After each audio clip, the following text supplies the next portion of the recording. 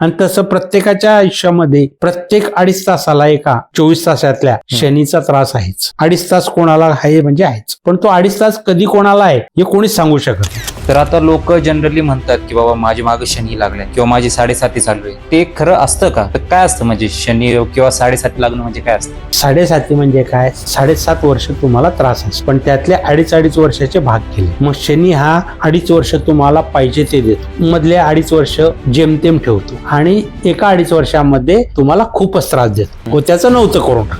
7.5 वर्षात कुठल्या 2.5 वर्षात तुला काय मिळतं हे पण कळत नाही. ज्या वेळा मिळतं त्यावेळा माणूस म्हणतो मला 7.5 आहे, माझं तर एकदम जोरात चालू आहे, त्रास व्हायला लागले की म्हणतो मला 7.5 आहे. फरक आहे ना.